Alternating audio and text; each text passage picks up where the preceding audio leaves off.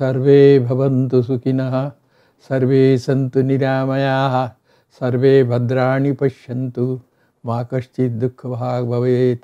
Om Shanti Shanti Shanti. Hari Om Tat Sat.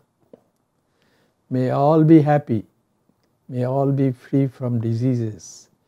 May all see only goodness everywhere. May no one suffer from any misery.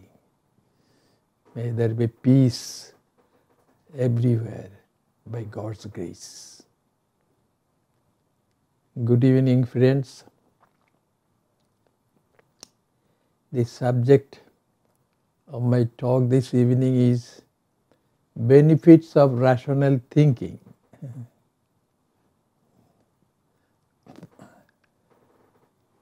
During my talk, I may give some autobiographical touch also, which you have to forgive. When I was a little boy, I had so many questions. Why? And so I could have been named Mr. Why at that time. And the answers to my questions I had to find from a book which is not borrowed from a library, but a book to buy which I didn't have to pay anything. That is the book of my own mind. It is my own mind which gradually gave the answers to the questions that would come to my mind.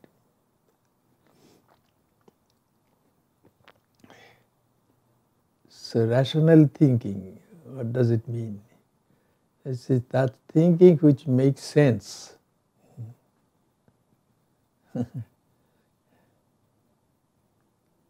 If I am looking out of the window of my room and I can see the sky.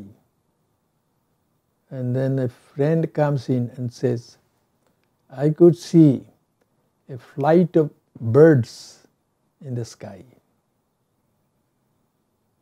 It is hard for me to accept that idea as true because I didn't see any birds there.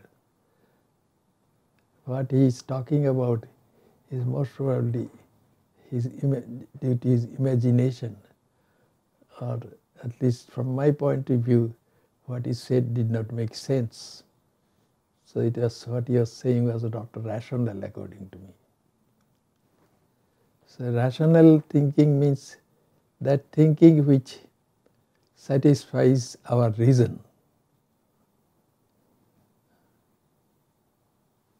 When I was in high school, I was younger than most of the boys in class by at least 3 years because I didn't have to go to primary schools. I was admitted to the high school first. I had studied at home and had many questions, and I gradually came to know the answers.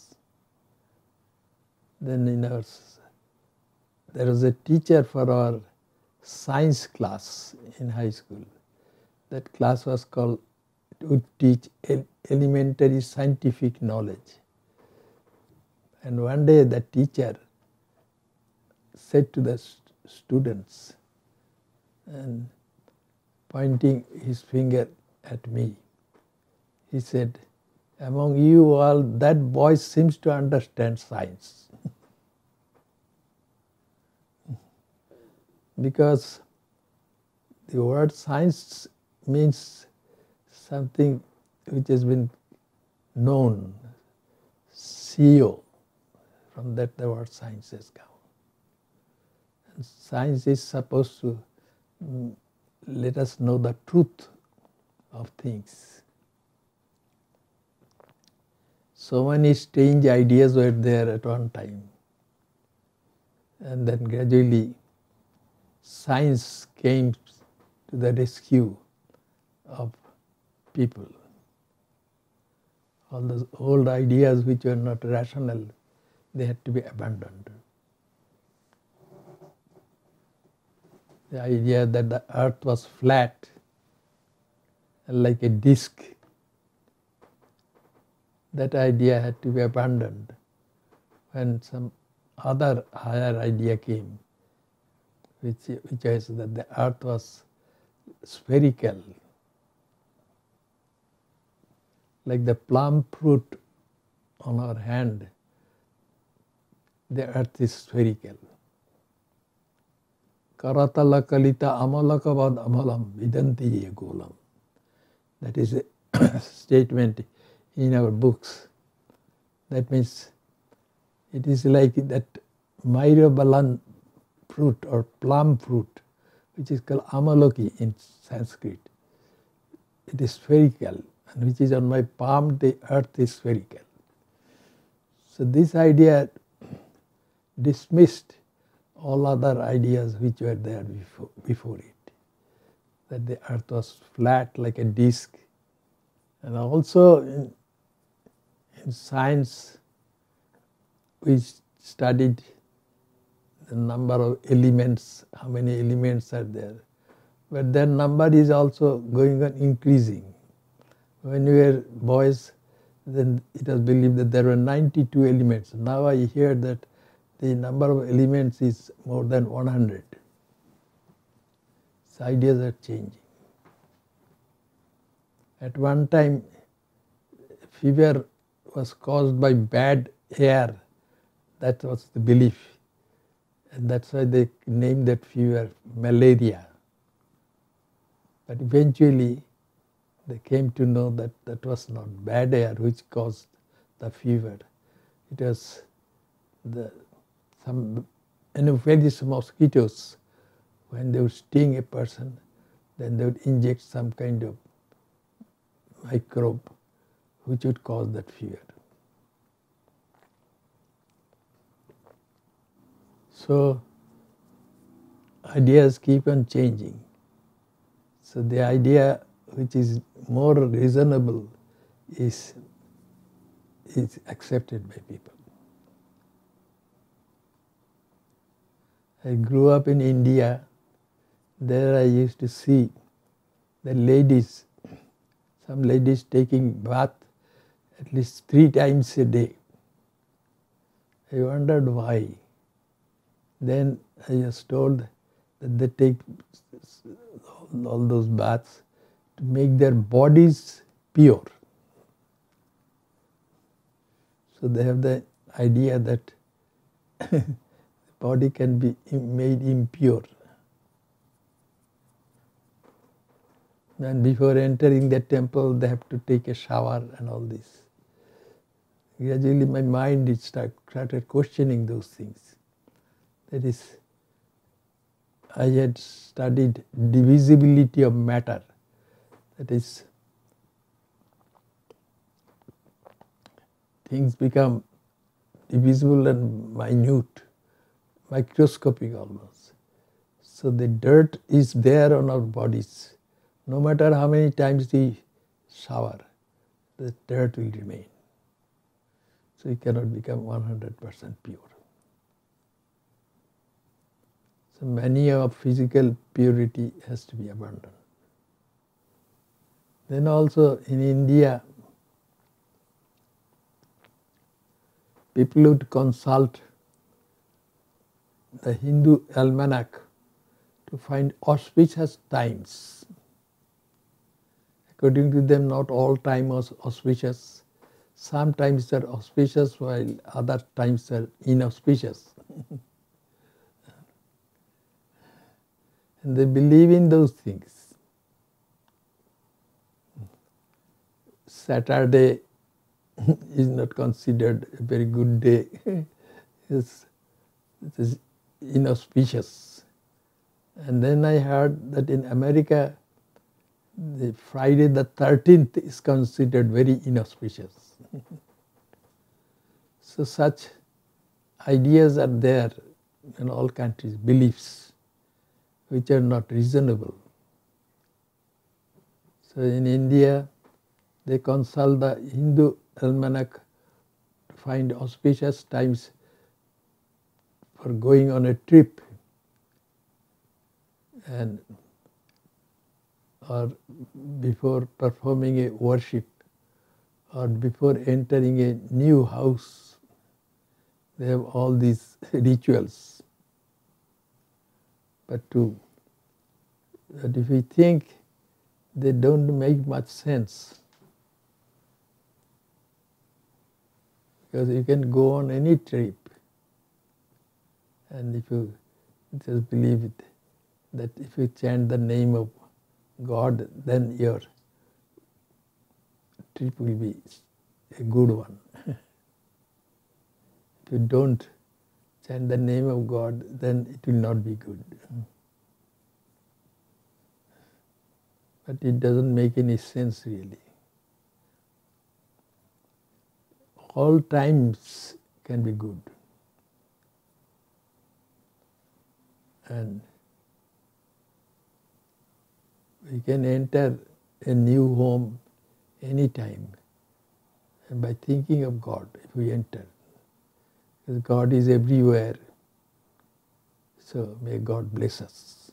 With this thought, if we enter, then that is more convenient.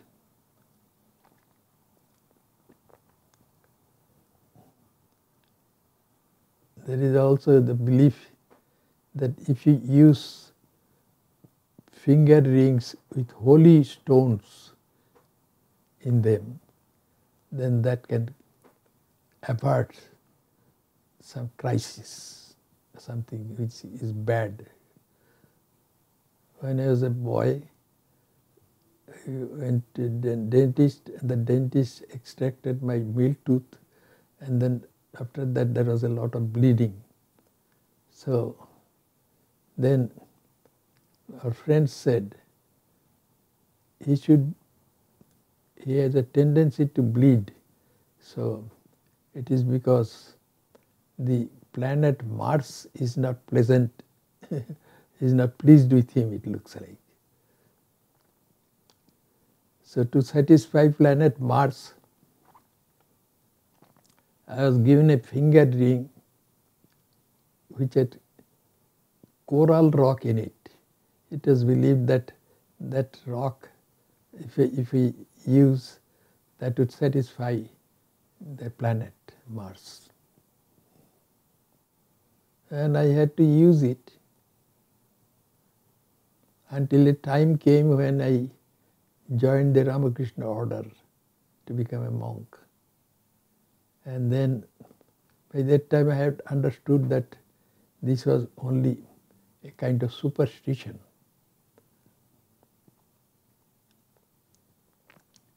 Then one of my big sisters came to see me, and I gave her that ring and said, please take this, I don't want to use it. Since then I have not used that ring. I have learned also that every day can be holy. If we think of God, that day becomes holy. This idea is also there in our scriptures. Taddinam durdinam manye meghachannam nadiddinam. That means if the sky is overcast with clouds, that is not considered bad day, should not be considered a bad day. But that day when you don't remember the Lord, that day is a bad day. So that made sense to me. And we have many beliefs which are not reasonable. That is, there are some people who own dogs and cats, and they have the belief that their dogs and cats can understand human language. But my experience is that they cannot understand. Once I went to a particular home, and they had a dog, and the lady who owned that home said to me, this dog is very special, it can understand everything that I say to it. But I used to have a dog, but I never thought so. So I thought, why is she saying that? Then I said to then asked the lady, what is the name of your dog? And she told me the name. Then I used another name and called the dog. And the dog wagged its tail. I said, your dog does not even know its own name. That did not please that lady. She had the belief that her dog understood everything, every human language. But from very reliable sources I learned that a dog becomes a pet if you feed that dog something which you had put in your mouth first and your saliva is there. So if you get a new dog to make it tame, that is the method. Eat something and with your saliva in it you give that saliva filled food to the dog to eat. And if you do that a few times, then the dog will become your pet. So that is the reason for everything, but sometimes we do not know what is the reason. That's why we have such faiths which cannot be satisfied by reason. And also we have belief in ads, advertisement. When I was a young man, when I would walk down the street and there were some shops, roadside shops, and then in one such shop they were selling fruits, and they put the sign, these fruits are organic. So I said, what does it mean? Do they mean by organic? I had studied chemistry, and something which has carbon in it, that is organic, and something which is devoid of carbon, that is not organic. So carbon dioxide is, or carbon monoxide is organic, but there are other things which don't have carbon in them, such as oxygen is not organic. But those shopkeepers did not know all these things, so that's why they use the term organic in a wrong way.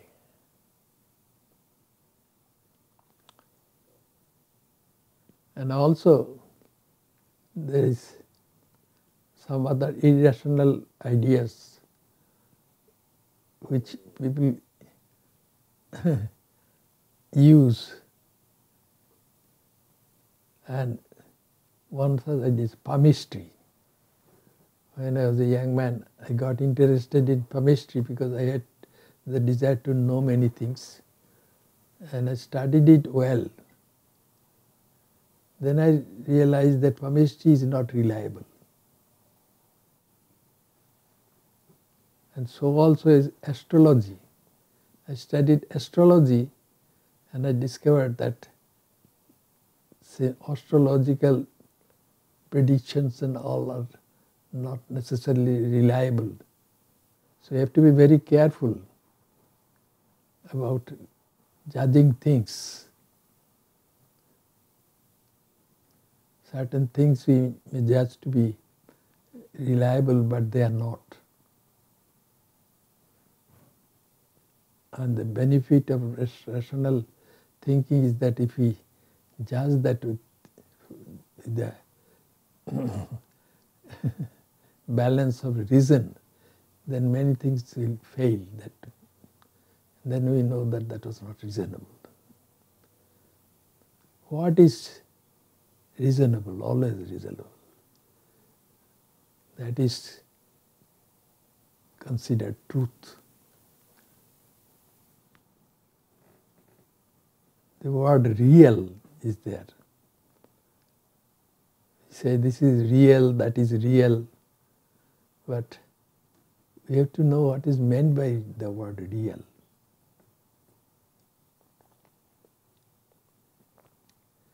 In Indian philosophy, what is real is not what we can perceive. If I see a cat, then it is real, the cat is real. That's what is our way of judging reality. But our philosophy says, no, something which is real has to be eternal and changeless. That cat is not eternal, and it keeps on changing. It was a kitten first, and then gradually it kept on changing.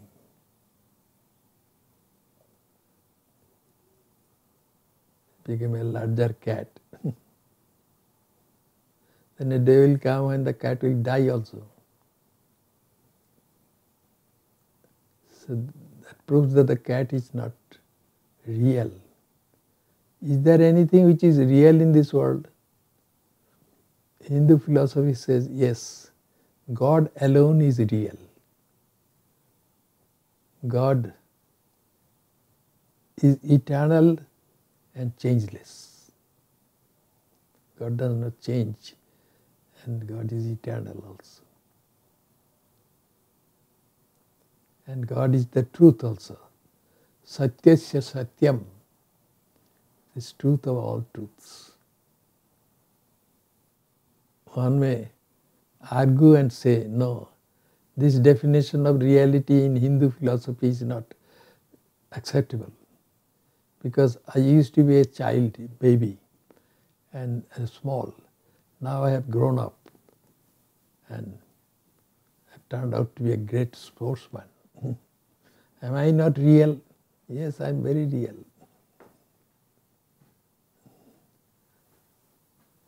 And will I be eternal? Doesn't seem to be that way. But still I am real. And that a person may go and argue with a Hindu philosopher and say, your definition of reality is not acceptable. I am real, in spite of my body, which goes on changing, it is real. And it is not eternal. That is also true. Because everybody dies sooner or later. So your definition is not correct. Then the philosopher will say, you are saying that you do not judge reality the way Hindu philosophers judge. Well, you also do. Consider a kitten. If that kitten keeps on changing its form, for half a minute it is a kitten, and then it becomes a puppy, then it becomes a weasel, it keeps on changing its form. Then if you are asked what it is really, then you start scratching your head and say, I don't know it really, what it is really, because it is changing all the time. Yes, but had it not changed at all, had it remained a kitten all the time, then you would know that that was a kitten. Then if you suddenly see an African elephant standing in your backyard, and you see that for 5 minutes, and then you start wondering, how could that elephant come to my backyard? But then it disappears. Then you know that it was not really there. It was not real. Had it been real, it would have been existing all the time. So anything which is real is eternal and changeless. Is there anything in this world which is like that? Not really. They say, the scriptures say that God alone is real. God is beyond time, space and causation.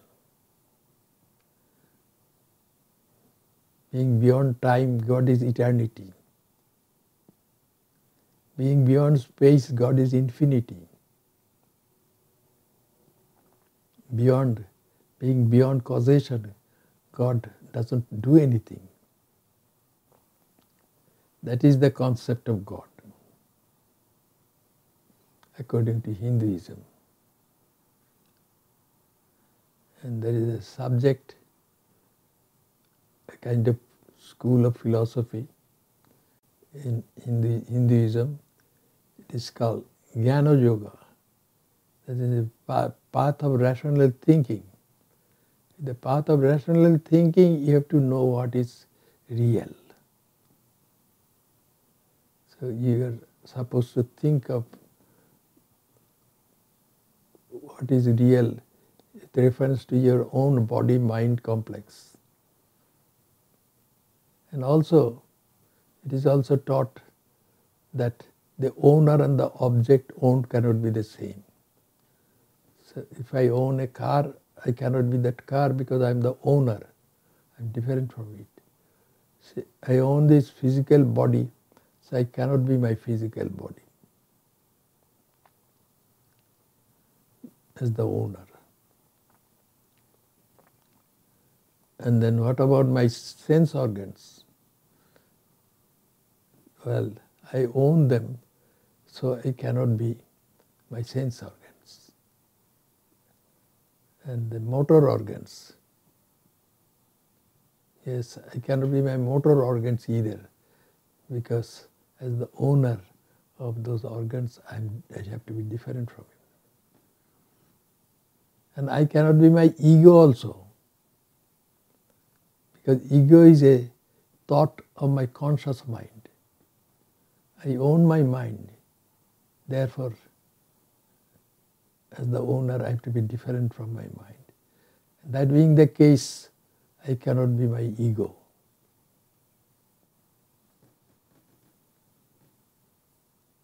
So, to understand or realize that everything is divinity, we have to get rid of this idea of ego. Because Sri Ramakrishna, the divine incarnation, used to say, as long as your ego is there, you cannot dismiss the world as unreal. And that the world is unreal, that is taught in that school of philosophy in India, which is called jnana yoga, the path of rationality. As long as the ego is there, the world is there. So, these are certain truths which will help us to eventually arrive at the reality, which we all are. We all are divinity. We are beyond time, space and causation. Yes, eternity, consciousness and changelessness. That's what we all are. And the purpose of the scriptures of Hinduism is to make us aware of this. So with the help of rational thinking, eventually we can understand that we are beyond reasoning and everything. Reasoning is an action of the mind. We are not our minds. We are different from our minds. So that's why it is mentioned, avang manasogocharam. Divinity is something which is beyond the grasp of our mind, and which we cannot talk about divinity. Yes, that's very real. Avang manasogocharam. And this we can accept if we have rational thinking.